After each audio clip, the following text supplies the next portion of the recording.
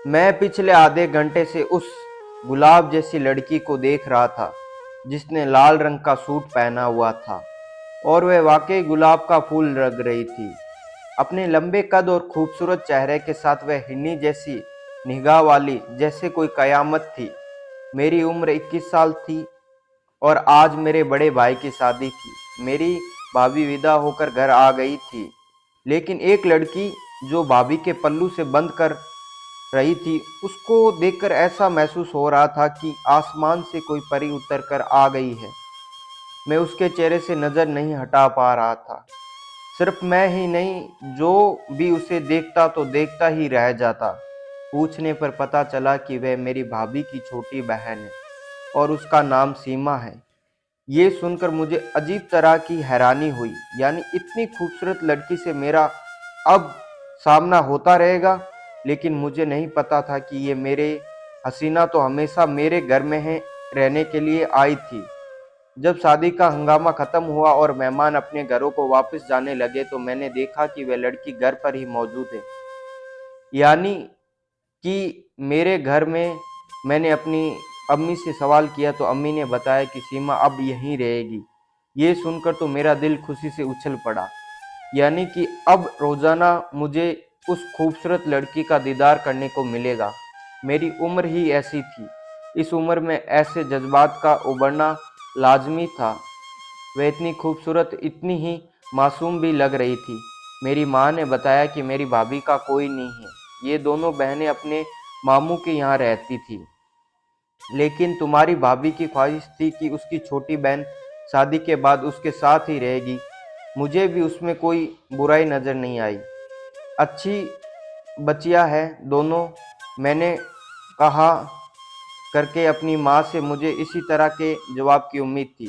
वह नरम दिल की औरत थी। माँ को शायद ये बात अजीब नहीं लग रही थी, लेकिन मुझे ये बात बहुत ही ज़्यादा अजीब लग रही थी। उसके यहाँ रहने की बात सुनकर मुझे खुशी हुई थी, लेकिन फिर भी मुझे अजीब लग रहा था कि एक जवान लड़की जो कि हमारे लिए बिल्कुल अनजान थी, हमारे घर में रहने के लिए आ गई। हालांकि उसके मामू का घर उसके लिए ज़्यादा महफूज होता रहने के लिए। खैर, मैंने सोचा कि उनके आपस का मामला है। इस तरह वह लड़की हमारे घर में रहने लगी और मेरा भाई अनिल बहुत खुश नजर आने लगा। अजीब बात तो यह थी कि अपनी पत्नी से ज्यादा मेरा भाई अपनी साली के साथ वक्त बिताया करता था। भाई और भाभी अगर कहीं दावत पर जाते तो सीमा एकदम से तैयार होकर उनके साथ चली जाती। ना भाई को ऐतराज होता उनके साथ जाने पर, ना भाभी को ऐतराज होता। इसलिए नहीं क्योंकि वह उसकी सगी बहन थी, ये बात तो समझ में आती थी। लेकिन भाई को तो ऐतराज होना चाहिए था ना। भाई की नई नई शादी हुई थी और उस वक्त चाहिए था कि वे अपनी पत्नी के साथ समय गुजारे। लेकिन ये लड़की तो दोनों के साथ साये की तरह चिपक कर रह गई थी। भाभी को उस घर में आए हुए 1 हफ्ता हो चुका था। मैंने उसे जितना मासूम समझ रहा था वह उतनी मासूम नहीं थी। मुझे आहिस्ता आहिस्ता अंदाजा होता जा रहा था। वह मुझसे कोई बात नहीं करती थी, बस मेरी आंखों में देखती रहती थी, वह भी अजीब सी नज़रों से। और जब मैं उसकी तरफ देखता तो वह नज़रें दूसरी तरफ कर लेती, एकदम से अजनबी बन जाती थी। मुझे समझ नहीं आ रहा था कि उस लड़की को मुझसे क्या परेशानी थी, लेकिन ज़रूर कुछ ना कुछ परेशानी उसे मुझसे ज़रूर थी, क्योंकि वह मुझे मोहब्बत नहीं बल्कि अजीब सी नज़र से देखती थी। अगर वह हसीना थी तो मैं भी कुछ कम नहीं था। मुझे भी लड़कियों पर मुड़ मुड़ कर देखती थी, लेकिन उस लड़की की नज़रों में कुछ अजीब सा था जिसे मैं समझ नहीं पा रहा था। बात सिर्फ यहाँ तक ही नहीं थी। उस लड़की ने कहा कि अकेले सोते हुए उसे डर लगता है, उसे भाभी के साथ सोना है। और भाभी ने भी खुशी खुशी अपने कमरे में सोने के लिए इजाज़त दे दी। ना सिर्फ भाभी बल्कि भाई ने भी कुछ नहीं कहा। इस बात ने मुझे और ज़्यादा परेशानी में डाल दिया। ये सब मेरे घर में क्या हो रहा है? वह सारा दिन साये की तरह उन दोनों के साथ रहती है, ये बात तो समझ में आती थी।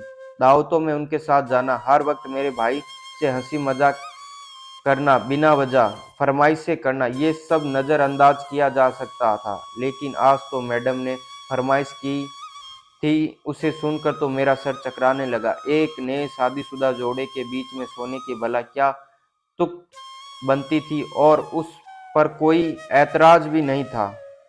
मैं इस बात पर हैरान था। मुझे अब वह लड़की बहुत ही अजीब लगने लगी। शुरू में मैं उसके जहरीले हुस्न में खो गया, लेकिन अब जैसे जैसे उसकी असलियत खुलती जा रही थी मुझे उससे घिन आ रही थी। इतनी बच्ची नहीं थी वो जितना बनने की कोशिश कर रही थी। मेरे घरवाले बहुत ही शरीफ इंसान थे, लेकिन मैं बिल्कुल ऐसा नहीं था। वह लड़की दूसरों को बेवकूफ़ बना सकती है, लेकिन मुझे नहीं। जल्दी मुझे समझ में आ गया था कि उसका इस घर में आने का कोई खास मकसद है। वह बिना किसी वजह इस घर में नहीं आई है। वह चाहती तो अपने मामू के घर भी रह सकती थी। आखिर किस तरह से इस लड़की ने मेरे घरवालों को बेवकूफ़ बनाया। मुझे एहसास हो गया कि इतनी साथी लड़की, और शायद ही वह पहचान गई थी कि मैं भी उसकी असलियत जान गया हूँ। सिर्फ वह लड़की नहीं, मेरी भाभी भी मुझे अब इस खेल का हिस्सा लगने लगी थी। उन दोनों बहनों का क्या मकसद था, अब मुझे ये जानना था। वरना वह अपनी बहन को समझ सकती थी कि नए शादीशुदा जोड़े की अपनी प्राइवेसी होती है, लेकिन बजाय इसके अपनी बहन को समझाने के भाभी उसे सहला देती थी। शुरू में मुझे लगता कि दाल में कुछ काला है, लेकिन अब मुझे यकीन हो गया कि यहाँ तो पूरी की पूरी दाल ही काली है। एक दिन मैंने उसे अकेले जाते देख लिया। वह तेज तेज कदम उठाती हुई बाहर लॉन की तरफ जा रही थी। मैंने उसका बाजू पकड़ लिया। उसने मुझसे कहा, क्या बदतमीजी है, आपको तमीज़ नहीं? तो मैंने कहा कि बदतमीजी तो अभी मैंने की ही नहीं। जिस दिन तुम्हारी असलियत मेरे घर वालों के सामने रख दी, उस दिन तुम्हें पता चलेगा कि बदतमीजी क्या होती है। मैंने उसकी आंखों में देखते हुए कहा। उसने एकदम से अपना बाजू छुड़ाया और ये कहते हुए वहां से चली गई कि तुम मेरा कुछ नहीं बिगाड़ सकते। उसकी यह बात सुनकर तो मेरा शक यकीन में बदल गया। मैंने तो बस हवा में तीर चलाया था कि उससे ऐसा कहकर देखता हूँ आगे क्या जवाब आता है। मेरा तीर सीधा निशाने पे लगा। यानी उसके बारे में मैं जो सोच रहा था वह सब सच था। अब उसकी और उसकी बहन की असलियत मुझे घर वालों के सामने लानी थी। मैं फिर प्लान बनाने में लगा। अपने दिमाग में सारी प्लानिंग करने के बाद वैसा ही करने लगा जैसा मैंने सोचा था। वह लोग शाम को घूमने के लिए गए थे। मैंने भाई के कमरे में आ गया। मैंने खिड़की को इस तरह से खोल दिया कि देखने वाले को लगे कि ये बंद है, और पर्दा गिरा दिया है। अब मैं बाहर लॉन की तरफ से आसानी से उस खिड़की को खोल सकता था। वह लोग रात देर से वापस आए और आते ही कमरे में चले गए। मैं घर की लाइटें बंद होने का इंतजार करने लगा ताकि सब घर वाले सो जाए। रात 12 बजे तक सब सो चुके थे। मैं आहिस्ता आहिस्ता चलता हुआ लॉन की तरफ आया। लॉन में जलने वाला बल्ब मैंने सवेरे ही बंद कर दिया था। मैं इन दोनों बहनों को रंगे हाथ पकड़ना चाहता था। मैंने देखा कि भाई के कमरे की लाइट जो पहले बुझी हुई थी, अचानक से रात 1 बजे फिर से जल उठी। मैं समझ गया कि यही मौका है। मैंने आहिस्ता आहिस्ता से खिड़की खोली और थोड़ा सा पर्दा सरका कर देखा तो सामने का मंजर देखकर तो मेरे जिस्म से रूह निकल गई। ये दोनों बहनें मेरे भाई के साथ क्या कर रही है, मुझे यकीन नहीं आ रहा था। भाभी तो मेरे भाई की पत्नी है, लेकिन सीमा तो साली है। ये वह दोनों मेरे भाई के साथ क्या कर रही है, मुझे यकीन नहीं आ रहा था। मैंने अपनी जेब में हाथ डाला ताकि वीडियो बनाकर उनको रंगे हाथों पकड़ सकूं और घर वालों को दिखा सकूं, क्योंकि मैं जानता था कि मेरे माँ बाप, मेरे बहन भाई, कोई भी मेरा यकीन नहीं करेगा। वह बहुत सब कुछ मासूम है। अब खुद सब अच्छे थे इसलिए हर कोई अच्छा समझता था। मैं थोड़ा अलग माहौल में पला था। बचपन से कॉलेज में रहा था, वहाँ पर अपनी चालाकियाँ सीख ली थी जो मेरे घर वालों को नहीं आती थी। मैंने ना सिर्फ चालाकी सीखी थी बल्कि चालाक इंसानों को पहचानना भी सीख लिया था। मैंने जैसे ही अपनी जेब में हाथ डाला तो देखा मेरा मोबाइल तो है ही नहीं। मैं अपना मोबाइल अपने कमरे में भूल आया था। एकदम से मैंने अपने कमरे की तरफ बढ़ा और मोबाइल उठाया, लेकिन जब मैं वापस आया तो मंजर बदल चुका था। उन दोनों कमरों की बत्तियां बुझ चुकी थी। हर तरफ अंधेरा ही अंधेरा था, कुछ भी नजर नहीं आ रहा था। मुझे अपने भाई की चिंता होने लगी। मैंने सोचा कि दूसरी बार कोई गलती नहीं करूंगा। कल मैं उनको रंगे हाथों पकड़ कर रहूंगा, लेकिन इससे पहले मैं कुछ करता। सीमा समझ गई कि मैं क्या करने वाला हूँ, इसलिए उसने ऐसा हंगामा किया कि मेरे घर वालों की नज़रें में मुझे गिरा सके।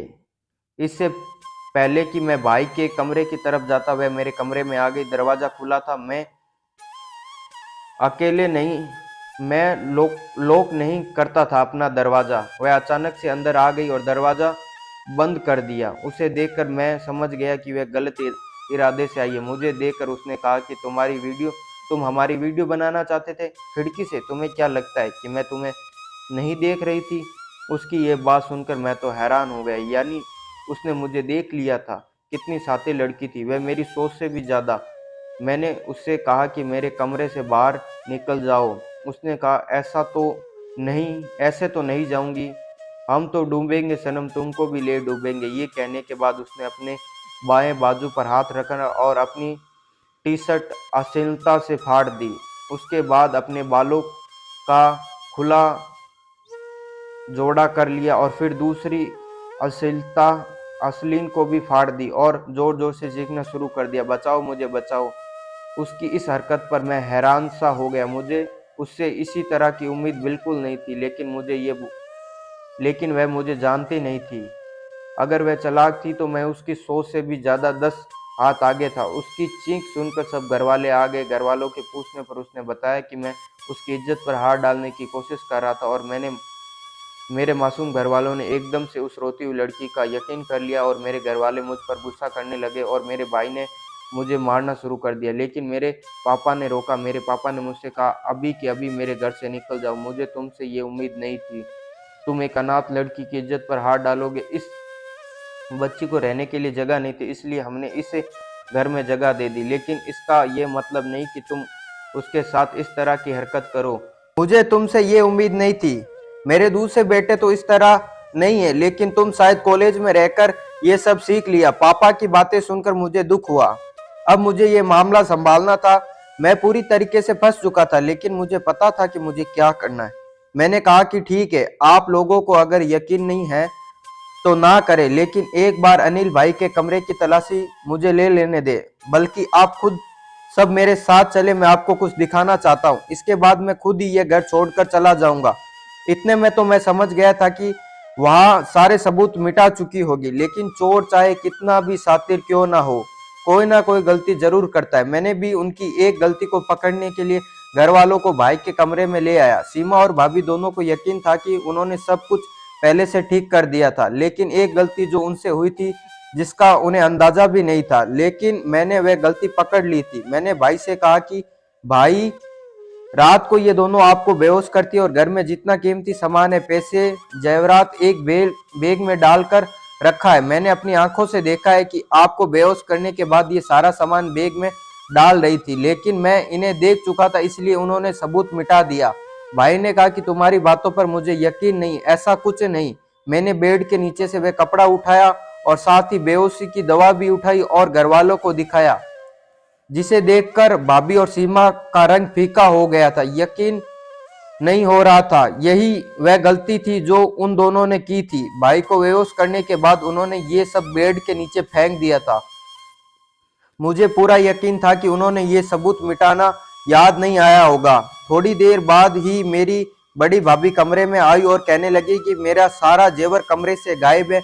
मैंने कहा कि वह सारा जेवर इन दोनों बहनों के पास है। यकीन नहीं आता तो तलाशी ले लो। काफी तलाशी लेने के बाद भी घर वालों को कुछ ना मिला। फिर मैंने कहा कि घर में मौजूद जो पैसे आपने रखे थे वह तो देख लो कि वह कहां पर रखे। मेरे पापा ने अपने पैसे रखे हुए थे, वहां देखा तो कुछ भी नहीं था। मैंने कहा यह सब कुछ इन दोनों बहनों का किया धरा है। रातों रात इन लोगों ने पैसे कहीं गायब कर दिए। जब जेवर और पैसे घर वालों को नहीं मिले तो उन लोगों को भी शक हो गया। मैंने घर वालों से कहा कि कल रात मैंने इन दोनों को ये कार्रवाई करते हुए देख लिया था, जिसके बदले में सीमा मुझ पर इल्जाम लगा रही है, मुझे घर से बाहर निकलवाना चाहती है। रिश्ता करते वक्त आप लोगों को सोच लेना चाहिए था कि आप किन लोगों से रिश्ता कर रहे हो। ना जाने ना पहचान, आप लोगों ने लड़की का हुस्न देखकर शादी कर ली। मेरी माँ ने भी तलाशी नहीं ली। घर में ना कोई जीवन था ना कोई पैसा था और उन्हें सारी बात समझ आ गई थी। मेरे भाई ने कहा ये सब कुछ वापस कर दो, वरना अभी पुलिस को फोन करके दोनों बहनों को पुलिस के हवाले करता हूँ। जब इन दोनों बहनों ने देखा कि उन्हें चारों तरफ से मुसीबत ने घेर लिया तो सीमा ने फौरन अपनी माँ के पैर पकड़ लिए, माफी मांगी और कहा कि ये सब कुछ करने के लिए उसे भाभी ने उकसाया था। सीमा रोते हुए माफी मांग रही थी, लेकिन वह अब भी ड्रामा ही कर रही थी और मेरी भाभी फटी फटी आंखों से अपनी छोटी बहन को देख रही थी, जिसने सारा जुर्म मेरी भाभी पर डाल दिया। खैर, जो भी था, सच सबके सामने आ चुका था। मेरी भाभी और सीमा के मामू का एक केमिकल गैंग था और जगह जगह उन दोनों बहनों को शादी के बहाने से बेचकर डाके डलवाता था, और हम जैसे शरीफ इंसानों को ये लोग बेवकूफ बनाकर पहले शादी का ड्रामा रचाते थे और फिर चोरी करके वहां से भाग जाते थे। मेरे घर वालों ने पुलिस को खबर दी। सीमा भाभी और उसके मामू को पुलिस ने गिरफ्तार कर लिया। इन लोगों ने अपना जुर्म स्वीकार कर लिया। आज इस बात को 5 साल गुजर चुके। मैं ऊपर वाले का शुक्र अदा करता हूं कि ऊपर वाले ने हमको इन लोगों से बचाया। आप लोग हमारी जान, ये लोग हमारी जान भी ले सकते थे। बस ये कहूंगा कि रिश्ता करते वक्त अच्छी तरह से देखभाल कर ले, ताकि फिर बाद में आपके साथ भी कुछ ऐसा ना हो।